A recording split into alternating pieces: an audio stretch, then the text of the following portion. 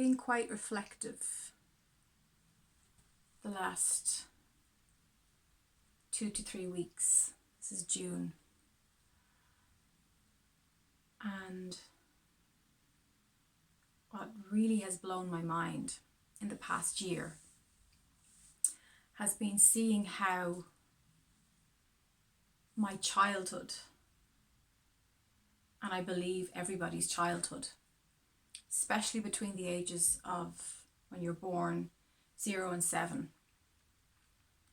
I remember studying psychology in college, and we did talk about this. There is this theory that between up to the age of 7 is where you set the blueprint of your life. It's where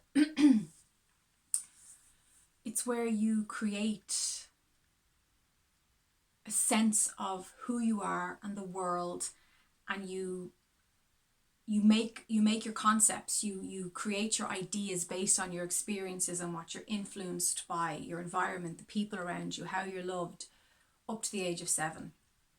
And I really feel like it's been like opening Pandora's box in June,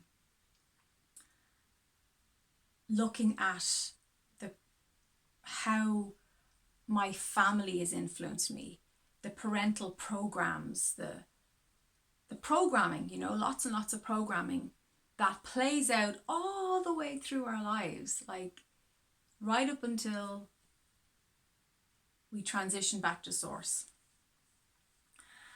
And I feel as souls, it is, and as co-creators, it's our work, our true work, is to question those programs, to ask ourselves, why do I do this? Who did I mimic this program from, this way of behaving, this way of living life, this way of doing things? Because at the end of the day, children are like sponges, monkey see, monkey do. A lot of our learning is imitation, and there's a lot of really good articles on this, learning through imitation as children especially. And I mean, we continue to learn through imitation through the rest of our lives. Take dancing. I think dancing is always a great metaphor for life. If you go to a dance class, what do? You mirror, you imitate, you mirror back what the dance is to learn it. And then you can kind of put your own twist on it. And I feel it's the same with the programs that we are given in childhood, that we're told this is how mom and dad see the world. This is how mom and dad see you. We're put in boxes, and those boxes can be very tightly sellotaped, wound up. And it's up to us to take that wrapping off, to unwrap those boxes, take off the sticky tape, and actually step outside. I think a big part of that is when we leave home, when we go abroad, when we maybe go away for college or go away for a job. For me, going to the west of Ireland was a massive unwrapping, and I really got to see who I truly am, what I truly believe, what I want, my desires, not what my mother wanted, not what my father wanted, not what my brothers wanted, but actually my own feelings about this world that I'm in. And funny enough, like I'm 38 now, that was a while ago, but I feel like I'm going back into that cycle. I wonder if you feel similar to this. A lot of the parent stuff, a lot of childhood stuff, but especially the programming from a very young child. And I feel like I'm going into a second or maybe third wave of that programming, of questioning who I am, how I do things, and why I took on such limiting beliefs about myself, why I still to this day am affected by my parental interaction. My father's passed on, my mother's still alive. And also siblings, like the family unit has such an influence, has such an impact on us. I think it's really important as a conscious soul that we're really taking the rose tinted glasses off, and that we question, we examine, and we reflect. And it's not about blame. It's not about, pointing a finger. It's not about that at all, because everybody was just doing the best. Everybody's doing the best they can at every given moment. It's about taking responsibility and becoming the parent to yourself, going into your inner child and actually becoming the parent to yourself, so that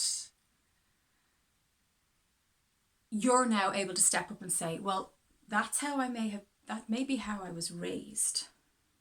But this is how, as my own parent to my inner smaller child self, I'm going to be doing it this way.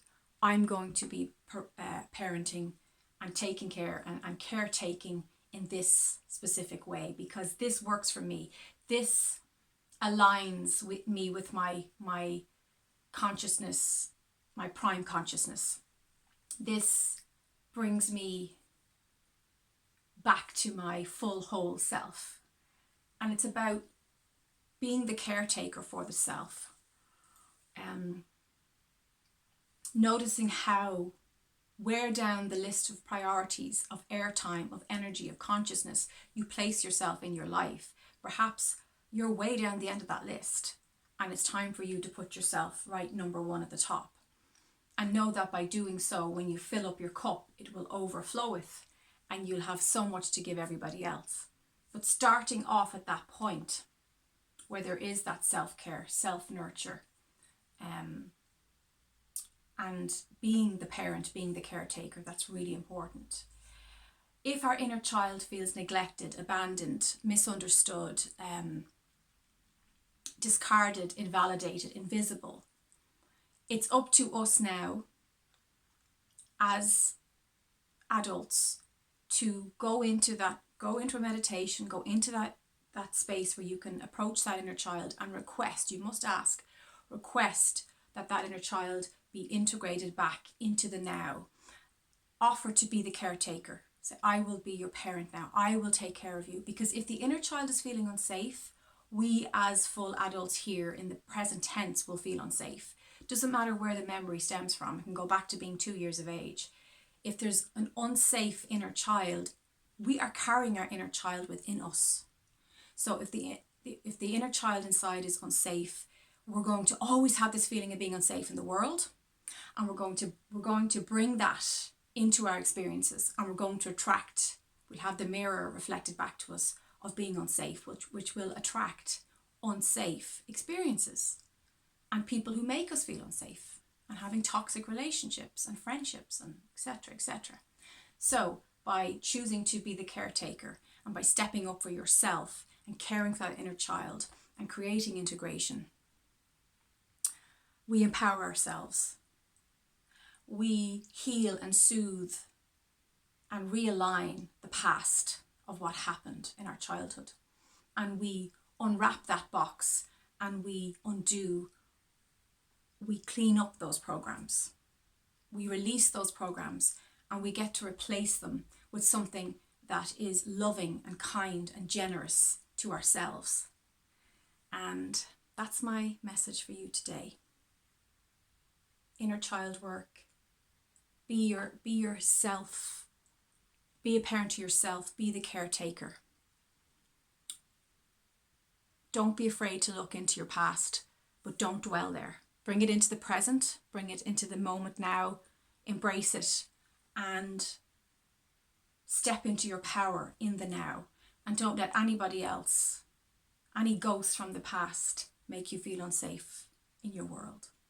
Because this is a beautiful world, but we have to choose that world for ourselves, and we have to want to be in that world, and we have to know that we have a right and we can step into our power, and we can step into that experience, and we can continue to flesh out that reality here. Namaste.